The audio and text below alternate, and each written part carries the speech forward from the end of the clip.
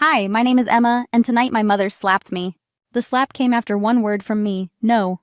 $300 is nothing to you, she hissed. Pay for your sister's photographer, or don't bother showing up.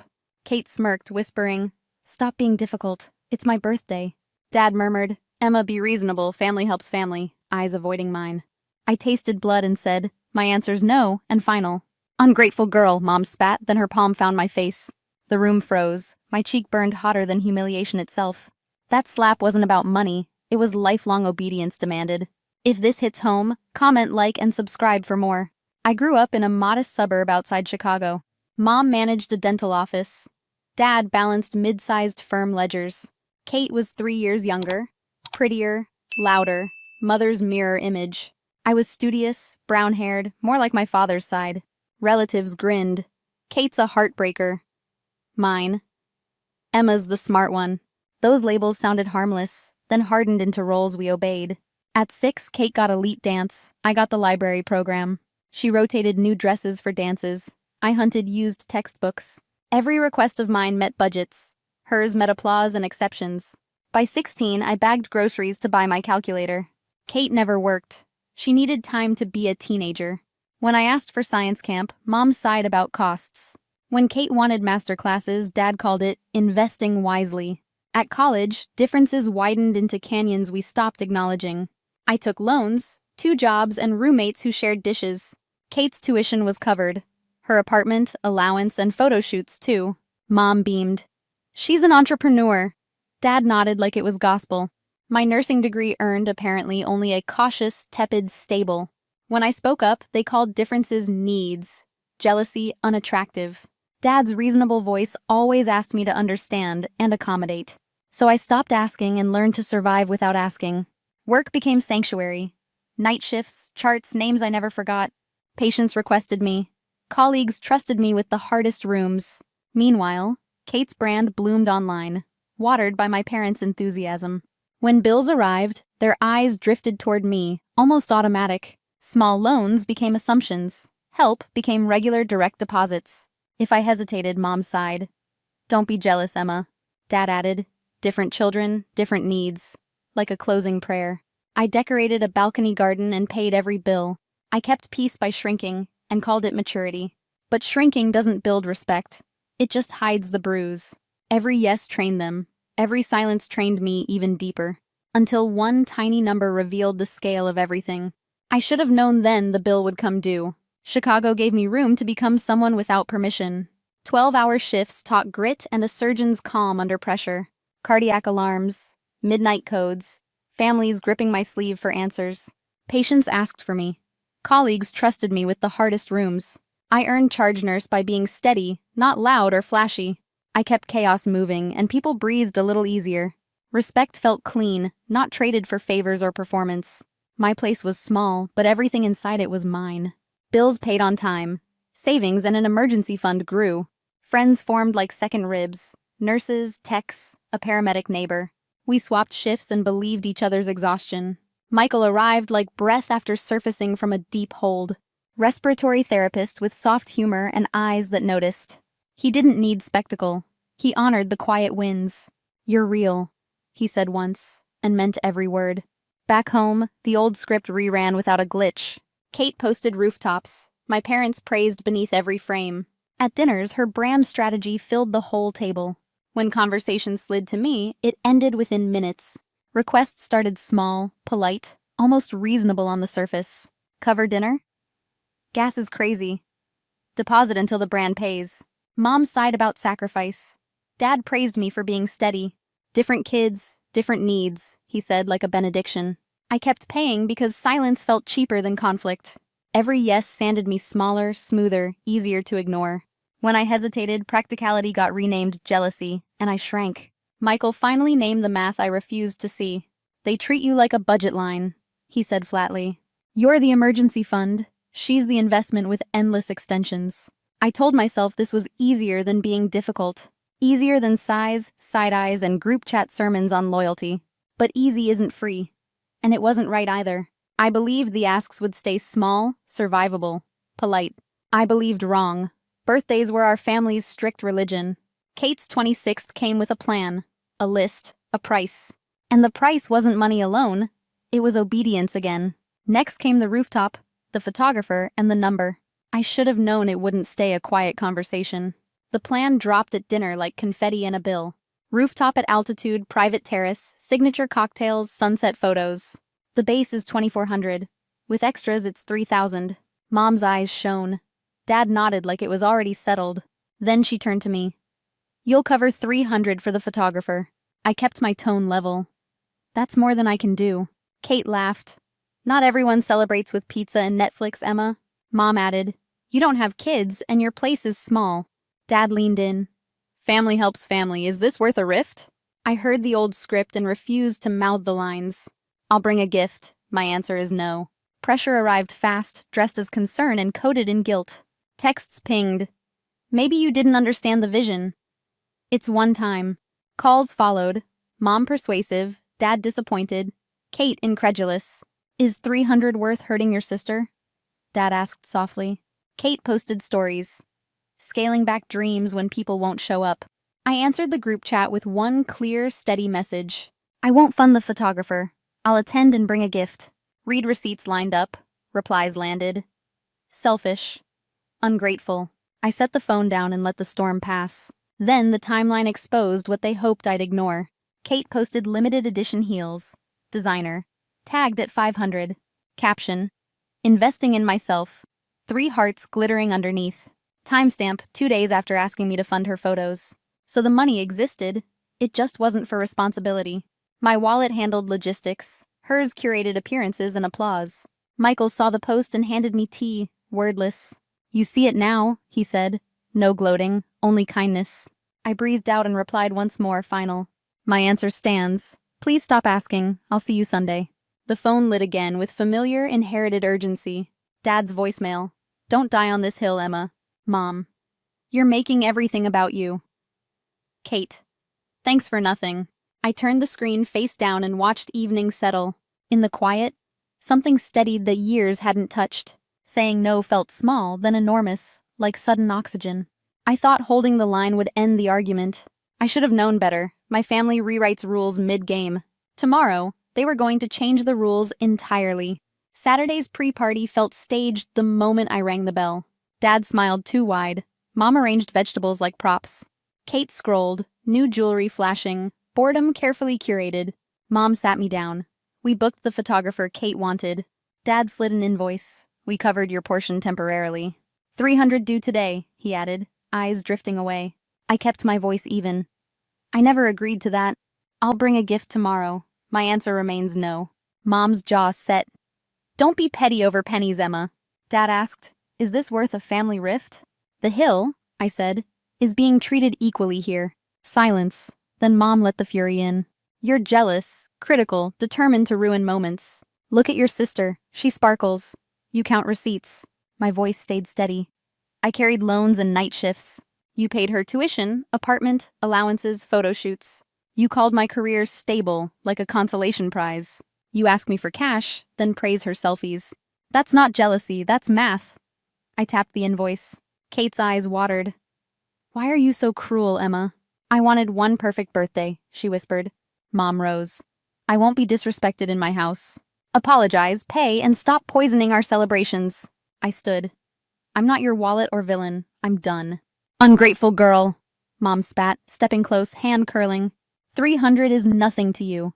Don't be dramatic. I barely saw the swing, only heat and a crack. Her palm met my cheek. The room collapsed into silence. My cheek burned. My mind sharpened. This is why, no. You wanted obedience, not help. You wanted me small. I grabbed my bag and the invoice together. For the record, I won't be at the party. I won't fund it, and I won't pretend either. Emma, wait, Kate pleaded, panic finally cracking the performance. I never wanted that to happen. Please don't go. The problem, I said, is it always happens, quieter. Mom folded her arms, rewriting the story. Dad whispered, please, let's calm down, to the air. At the door, cheek throbbing, breath steady, I paused. Respect is the price of admission, I said. From now on, that's the rule for seeing me. The lock clicked behind me, small sound, huge meaning. Night air met me like water after drought. I thought that exit ended the story for good, but endings are beginnings in disguise, and mine was next. The next morning, I kept my word and stayed away. They celebrated without me. My phone buzzed obligations I ignored. I made coffee, iced my cheek, and breathed deliberately. Then I wrote a list titled, Things I Won't Excuse. It filled pages. Loans, allowances, praise, and silence masquerading peace. Seeing it black and white removed the gaslight from my memories. Monday, I asked HR for a therapist on our plan. In sessions, I practiced boundaries until they felt natural, not cruel. My rule hardened. Respect is admission. Generosity is optional. Obedience retired. Dad reached out first, voice smaller than I remembered hearing. Coffee at noon. Apology at 1, accountability by 1:15. I kept the peace by keeping you unprotected, he admitted. I said, thanks for seeing it. Change is participation, not pity. Kate texted next. I never wanted the slap, I'm sorry. I answered, thank you. I need actions, not captions going forward. She started a part-time job and stopped asking for bridging loans. Mom sent silence, then an email shaped like almost apology. No ownership, but a line. Let's try to heal someday. I replied with conditions. Therapy, boundaries, no more wallet rehearsals. She hasn't agreed. That's information, not a wound this time. Meanwhile, my life, finally, felt like it belonged to me. I cooked with Michael, slept deeply, laughed at shows without bracing. Shift by shift, the weight left my shoulders like old armor. Friends noticed first. You're taller, they said. I think they meant lighter. I didn't become hard. I became clear and consistent. I can love people and still refuse their unfair terms. I can leave a room where respect costs me dignity. If we meet again, it will be on level ground. If not, I still have peace that doesn't require permission. That slap hurt. The clarity healed. The boundary keeps healing. Have you faced favoritism dressed as love and family duty? Tell me in the comments. Your story might help someone. If you've been here, you're not alone. Not broken. Never. Subscribe for more true stories about boundaries, betrayal, and becoming. 5 days before my 30th birthday, I drove up the long gravel path that wound toward the Rowan estate. The invitation had sounded harmless enough family dinner before your big day, but the moment I walked into the drawing room, I knew something was off. My mother, Margot, sat stiffly in her silk blouse. My father, Edwin, had a leather folder in front of him, and my brother, Dorian, lounged in the armchair like he was waiting for a show. I barely had time to set down my purse before Edwin pushed the folder across the table toward me. Callista, we need you to sign this, he said, his voice smooth, practiced, the same tone he used in court. I opened the folder. Inside was a contract thick enough to choke a shredder. The first page screamed its intention, a prenuptial-style agreement binding my inheritance, my company, and any future earnings into family oversight. I blinked at him. This is a joke. Dorian laughed, low and sharp. It's not a joke. Cal, it's simple. You sign, you stay. You don't. You walk out for good. My mother folded her hands like a queen on her throne. We've invested too much in this family's reputation to allow chaos. Consider this a formality. Protection of family assets. I felt heat rush to my face. Protection from me. From poor decisions. Edwin corrected without blinking. You've always been impulsive. The words landed like a slap. I thought of the years I'd spent working quietly, building something of my own, never asking them for help. And here they were. 5 days before my birthday, threatening to cut me out of the family unless I signed away every ounce of independence I had left. I pushed the folder back across the table. You expect me to sign this tonight? Yes, Margot said coolly. We won't drag this out. If you're part of this family, you'll understand the necessity. I stared at their faces, my parents' calm, my brother's smug delight, and felt the ground shift under me. This wasn't about protection. It was about control. And in that moment, I realized they had no idea who they were trying to control. I stood, my chair scraping against the floor, and said only, I'll need time.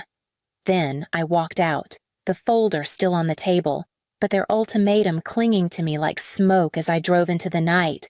The memories of how we'd come to this point pressed in on me before I even reached home. driving home from the estate. I couldn't shake the weight in my chest.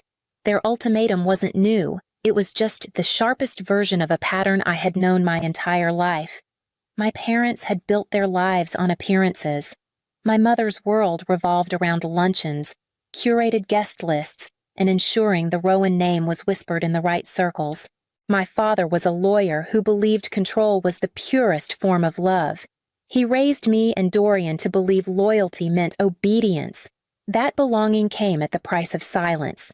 As children, Dorian was the golden one when he threw tantrums. They laughed it off as spirit. When he failed exams, they blamed lazy teachers. He wanted things, and they arrived cars, trips, connections like the world owed him. I was different. I liked books more than parties, questions more than answers.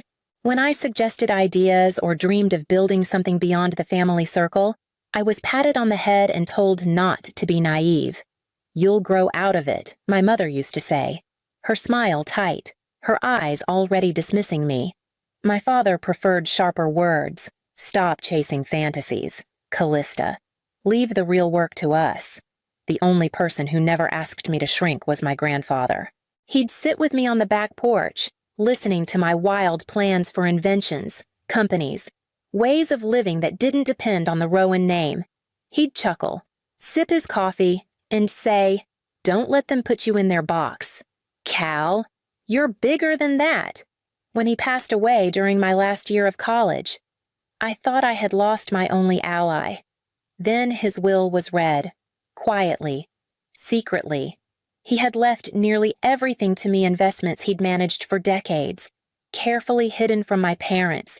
$7 million and a message sealed in his handwriting. "This is yours. Build what they can't control." That letter had changed everything. It was the seed of the company I now owned, the safety net that let me chase my own path. And it was the reason I refused to let my family's ultimatum destroy what I had built, because they still believed I was just the dreamer. Back in my apartment, I sat in the quiet and let the anger settle into something sharper. For years, I had carried the truth close to my chest, choosing discretion over spectacle. My grandfather's inheritance had grown under careful investments. My own company, Rowan Tech, born from late nights and stubborn belief, had pushed me into a position most people only dream of. Together, they put my net worth just over $10 million, but no one would guess it. I drove a reliable sedan instead of a luxury car, lived in a modern but modest apartment, wore clothes that were professional without screaming for attention. It wasn't humility so much as strategy. The less anyone knew, the freer I was to move without the weight of expectation, or worse, exploitation. I thought of my parents' smug faces earlier, convinced they held the reins. They had no idea the horse had already bolted. Their arrogance thrived in the dark, fed by the illusion that I needed them. And maybe, in some way, my silence had allowed it. I had given them no reason to suspect, no crack in the story they built about me being the dependent, impractical daughter. I ran my hand over the desk where my files were stacked. Bank statements, contracts, valuations, all proof of the life I had carved out without them. I had wanted love without conditions, family without deals or signatures, but they had turned my birthday into a transaction, for the first time. I wondered if keeping the secret had been a mistake. Maybe I had thought my quiet success would eventually earn me respect. Instead, it had made me invisible. I closed the folder and leaned back in my chair.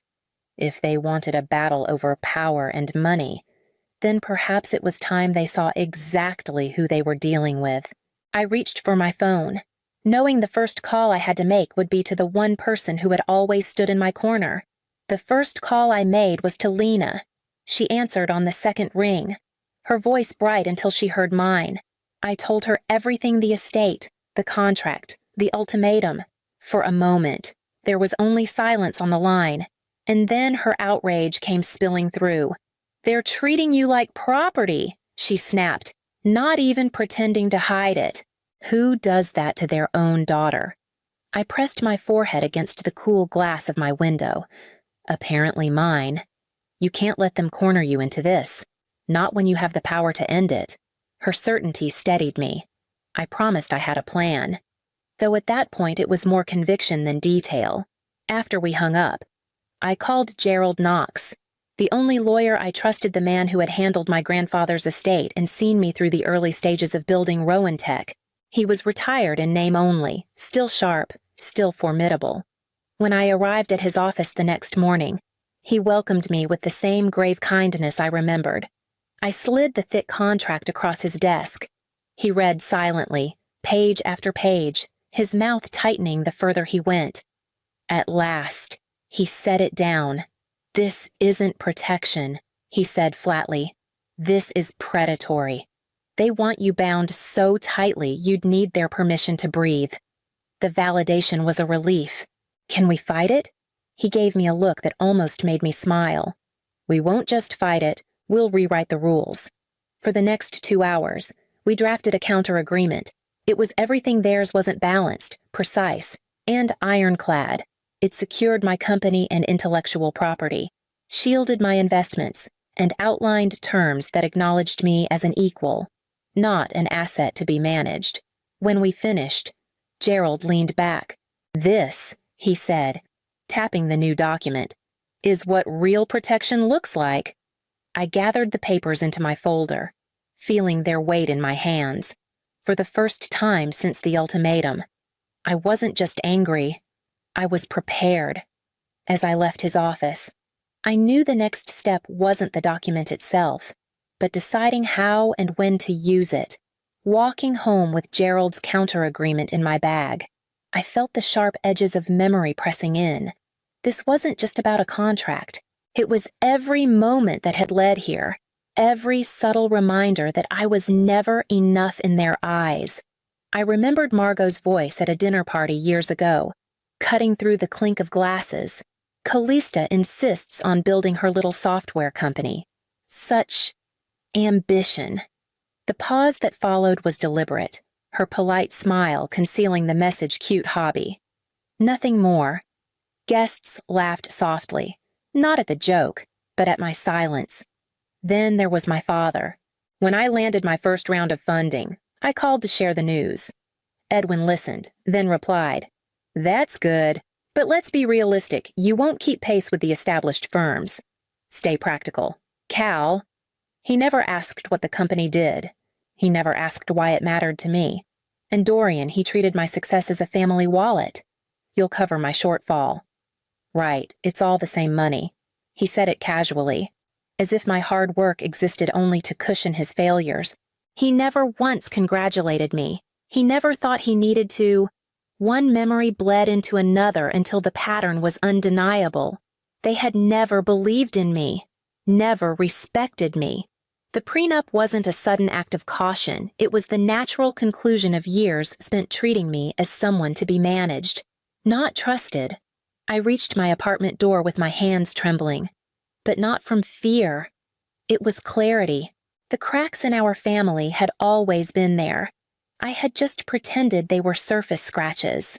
Now, under the weight of their ultimatum, the fractures were splitting wide open. I unlocked the door and stepped inside, knowing the next time I faced them, I wouldn't be the same daughter they thought they could dismiss. 2 nights later, I returned to the estate, folder in hand but unopened.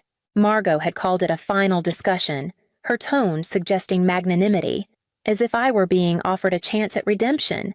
When I walked into the study, my father and Dorian were already there. Margot followed moments later, holding a glass of wine like it was a prop in a play she'd rehearsed 100 times. They were smiling calm, certain. It was the look of people who had already decided the ending. "Callista," Edwin began, gesturing toward the leather chair opposite him. "Let's not make this more difficult than it has to be. You've had time to think. I trust you see this agreement is not only reasonable, but necessary." Dorian leaned back in his seat, his grin edged with mockery. "Honestly, Cal, just sign it. We all know you wouldn't last a year without the family backing you." Margot added her own quiet blade. Loyalty is what holds us together. You've benefited from the Rowan name your entire life. This is about protecting that legacy. I sat, folding my hands in my lap, and let their words wash over me. Once, they would have stung. Now, I heard only the rhythm of control, the language of people who couldn't imagine being challenged. I see, I said evenly, giving nothing away. Across the room, Ivy sat near the window, invited, perhaps, to witness my capitulation. She didn't speak, but I caught the flicker of hesitation in her eyes. She wasn't comfortable with this performance, though she wasn't ready to defy it either. Her silence was a small crack in their united front, and I tucked it away like a card yet to be played. Edwin slid the contract closer to me. It's time to sign. Callista. We can't delay any longer. I placed my hand on the folder, but I didn't open it. Instead, I looked at each of them in turn, holding their gaze long enough to unsettle. I'll consider everything you've said, I replied, my tone calm, almost indifferent. They mistook my composure for resignation, which was exactly what I wanted. When I left the study, their smugness lingered in the air, but so did my silence, a silence heavy with the plan I had yet to unveil. The dining room was staged as if for celebration, china polished, silverware gleaming, wine poured before I even sat down. My parents flanked the table like dignitaries at a summit, and Dorian lounged at the end with a smirk that told me he believed the matter already settled. I waited until the first course was cleared before I set my leather folder on the table. I've reviewed the agreement, I said evenly, and I've prepared one of my own. Margot's laugh was soft, almost pitying. Darling, this isn't a negotiation. You're not in a position to dictate terms. Edwin leaned back. Indulgent. We don't need revisions. Just a signature. I slid the counter contract across the linen. Read it. It's balanced. It protects everyone's interests. Dorian snorted. Balanced. Don't waste our time. You don't have assets worth protecting. That was when I placed the second set of documents on top of the contract bank statements, investment portfolios, and the valuation of my company. Actually, I do. Roughly $10 million worth. The silence that followed was almost tangible. Edwin's hand froze on his glass. Margot's smile slipped, her mouth parting as if words had abandoned her. Even Ivy, seated quietly to the side, widened her eyes. Dorian broke first, his face twisting. 10 million, and you never said a word. You let us plan. You let us think. I didn't let you think anything, I interrupted calmly. You assumed, and you dismissed me, over and over, because you believed I had nothing. His voice rose, no longer smooth but desperate. You were supposed to be the fallback. I counted on. He stopped. Too late. The truth already spilling out. I leaned back in my chair, watching the cracks spread across their expressions. For once, I wasn't the one cornered. The throne they thought they held so securely was shifting beneath them, and I intended to make sure it stayed that way as the night unfolded. The air in the dining room thickened after Dorian's outburst, but I didn't rush to fill the silence. Instead, I reached into my folder once more and handed Gerald Knox the floor. He had been waiting calmly, his expression composed, as though this was the moment he had anticipated all along. He adjusted his glasses and spread the counter contract open. This agreement, he began, his voice steady, ensures equal protection for both parties. It preserves family assets, yes, but it also safeguards Mrs. Rowan's holdings, intellectual property, and independent business interests. It is comprehensive, balanced, and enforceable. Edwin bristled. This isn't how our agreements work. Gerald didn't flinch. Then perhaps it's time your agreements evolve. The leverage you believed you had is no longer valid. Your daughter is not dependent. She is your equal. Edwin's jaw worked soundlessly for a moment, the truth dawning with visible weight. I could see the calculation in his eyes, the recognition that their position had collapsed, that his authority had been undermined by facts he couldn't ignore. Margot leaned forward, her tone softening into something meant to wound less. But it was only another tactic. Callista. We're family. You don't need to prove yourself to us. This secrecy. These documents, why turn us into adversaries? I met her gaze evenly. Because you made yourselves adversaries the moment you demanded my obedience instead of my trust. Family isn't control. Family is respect. You've never offered me that, for the first time. Her composure cracked.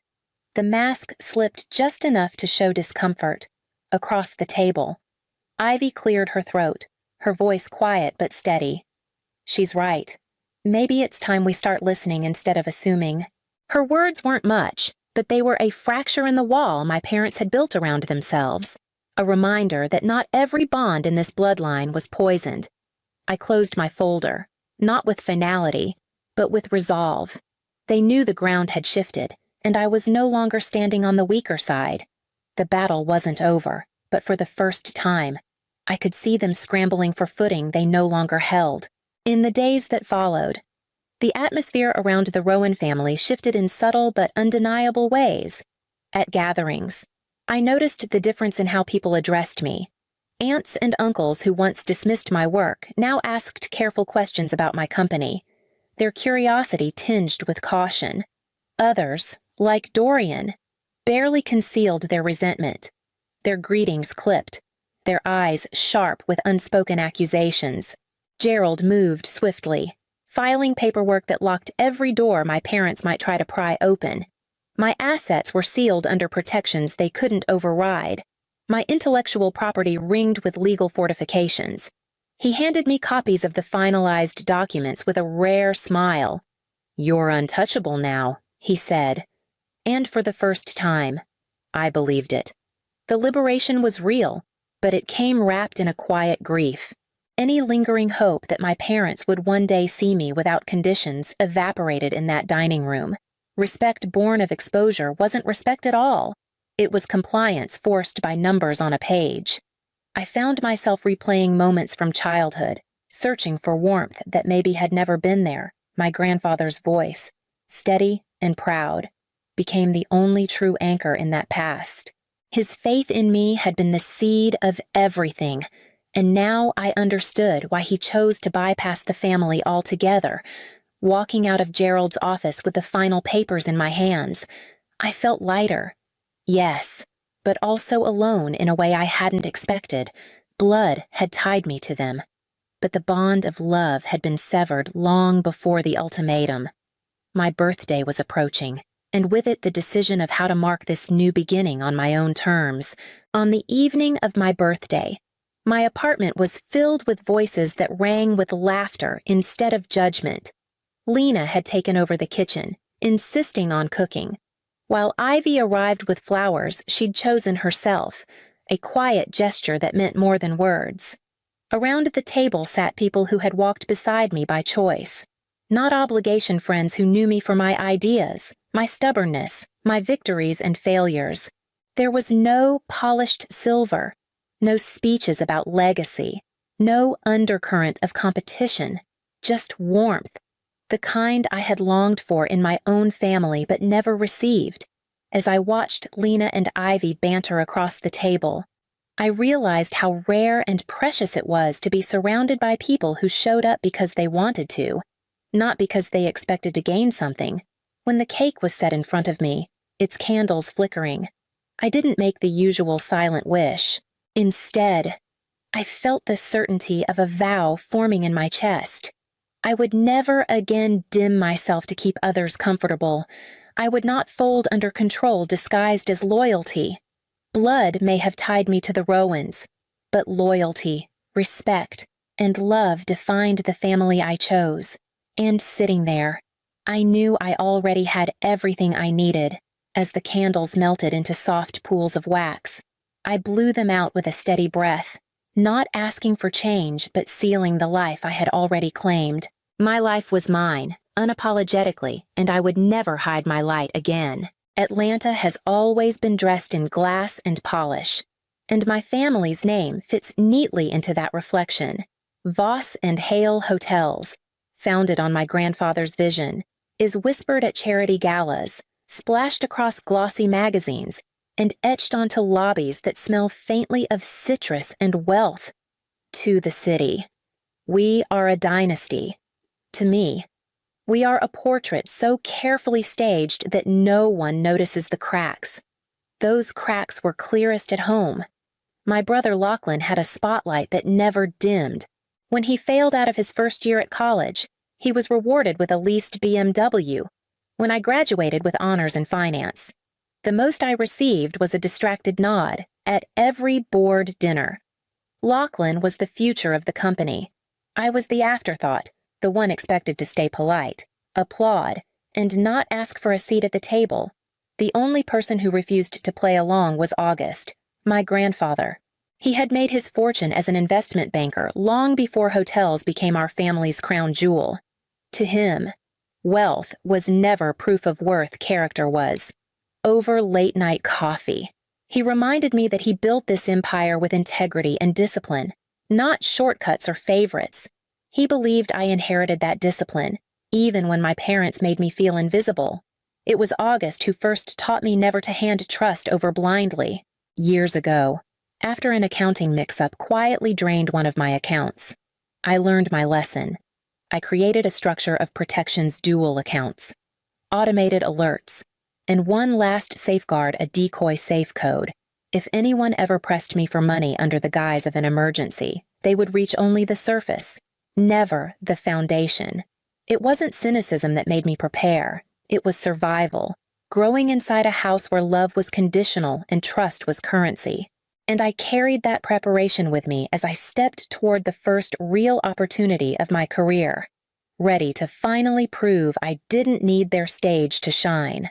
The morning light in Atlanta carried a different weight that day.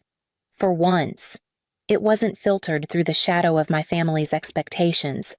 I was packing for Chicago, rehearsing the cadence of my pitch in my head, the slides etched into my memory after weeks of work. It wasn't just another client meeting, it was the kind of opportunity that could push my career into its own orbit, separate from the Voss name. I ran through the numbers again in the cab to the airport, tapping notes into my phone, careful not to let nerves disguise themselves as doubt. I had earned this pitch through long hours, referrals I chased myself, and a reputation I built without leaning on the hotel empire. For the first time, the success or failure of something this important rested entirely on me. That thought steadied me more than it shook me. Before leaving, my father had appeared at the doorway to my apartment, arms crossed, voice sharp with that familiar edge. "Don't embarrass the Voss name," he said, as if my work would reflect more on him than on me. I didn't answer. Instead, I picked up my suitcase and walked past him, leaving his words to hang in the stale air like smoke I refused to breathe. On the way through security, I texted August boarding soon. "Wish me luck." A minute later, his reply flashed back. "You don't need luck. You're ready." Julia sent her own message. "Remember, no matter what he says, you don't owe Graham a thing." Their voices steadied me. Two lifelines reminding me that not everyone in my bloodline doubted me. When the boarding call echoed overhead, I felt a flicker of freedom. This trip wasn't just business, it was proof I could live outside their shadow. I slung my bag over my shoulder and walked toward the gate, unaware that one phone call would unravel everything I thought I'd secured. I was seated at the gate, laptop open, rehearsing my opening line one last time when my phone lit up with my father's name. I almost ignored it. Graham never called me unless there was a reason to unsettle me. But the vibration rattled against the chair, insistent. I answered. His voice came through fractured, heavy with a tremor I had never heard before. "Callista, it's your grandfather. He's badly hurt. A fall. We need money for treatment. It's urgent." The words lodged in my chest. August was the one person in this family I couldn't imagine losing.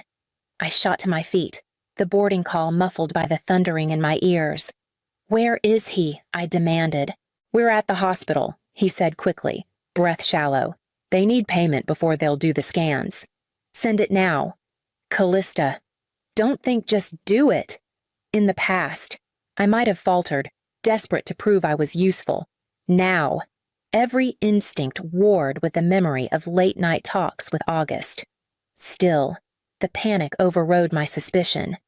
I opened my banking app, thumb hovering. Graham pressed harder. "You're safe, give me the code. Now." The old reflex clicked into place. I gave him the code I had built for exactly this moment, the decoy, the one that unlocked a separate account seeded with enough to appear real. 7 figures moved instantly into a quarantined pool. Every dollar tagged with trace flags and alerts that pinged Julia the moment they left.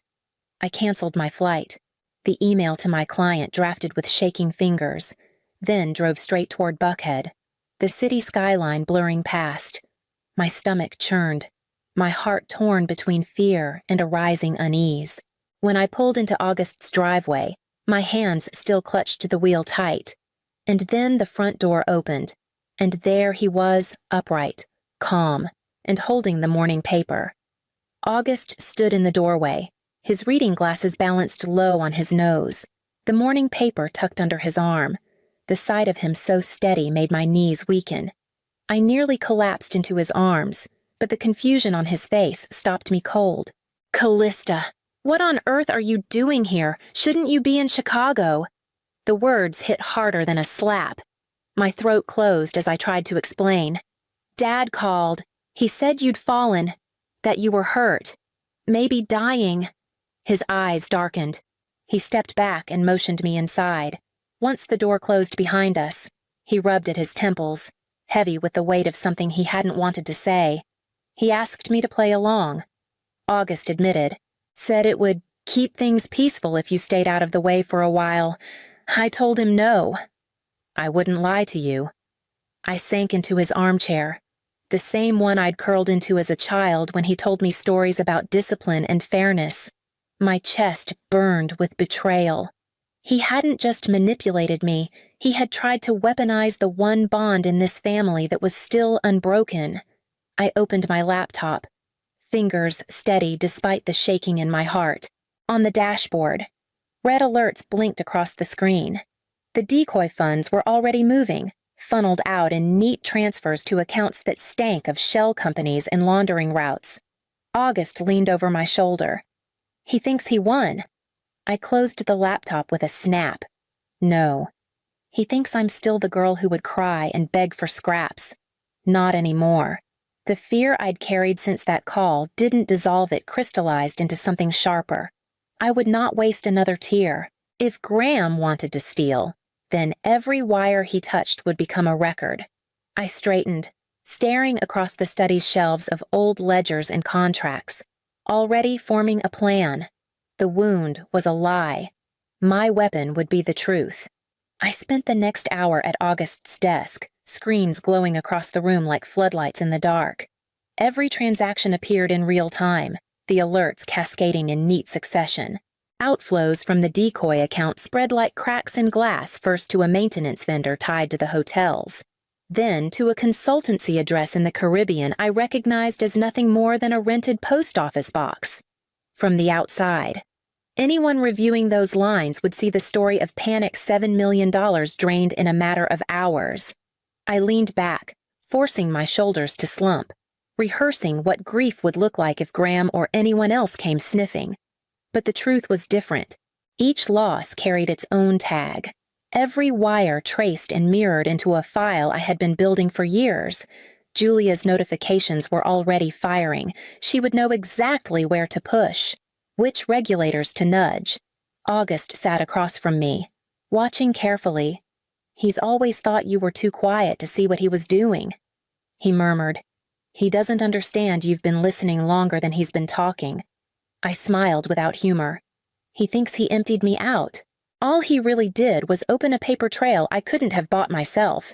The alerts kept stacking KYC matches against dormant corporations, shell structures too sloppy to survive a single audit. It was almost insulting how careless he had become. Convinced of his own invincibility, I cataloged every detail, screenshot after screenshot, each one a weapon stored neatly in its folder. Publicly, I would wear devastation. If Graham expected a broken daughter, then that was the mask I would give him. Privately, every wire he touched became a confession signed in numbers. August poured us both coffee, his hands steady where mine burned with restless energy. "You'll have to decide how far you're willing to take this," he said. I stared at the screen. The final transfer flashing across the last of the 7 million moved into another hollow company, vanishing on paper. I exhaled slowly, almost laughing at the predictability of it all. From the outside, I had just lost everything. From the inside, I had never been more ready. August watched me, puzzled, as I pressed the heel of my hand against my mouth to stifle the laugh threatening to break free. It wasn't amusement. It was relief, the kind that came when a plan years in the making finally snapped into place. "Why are you smiling?" he asked. His brows pulled tight. I turned the laptop toward him, showing him the flagged reports blinking red. "Because he didn't take $7 million, I said quietly. He stole a tripwire. The memory hit me as clearly as if it were yesterday I was 22, working my first real job when Graham called late at night, insisting he needed immediate access to one of my accounts. He called it a family emergency, his voice syrupy, persuasive, but his tone carried the same entitlement it always had. I gave him what he asked for then, and I watched half my savings evaporate into expenses I never authorized.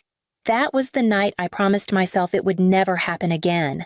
From that moment, I began building safeguards and LLC in my name that legally owned the true reserves, accounts layered with insurance, mirrored reporting, and pre-drafted subpoenas that would auto-queue if certain thresholds were crossed.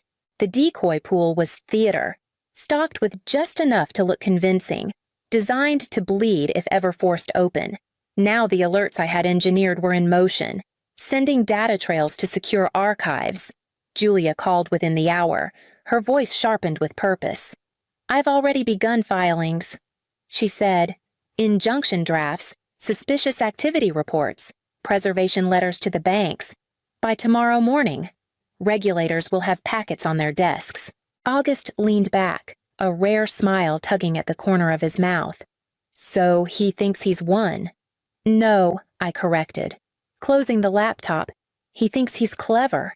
What he doesn't realize is that he just gave me everything I need to bring him down." I poured fresh coffee, my hand steady now.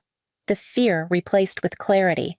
The trap was set, and all I had to do was wait for it to close.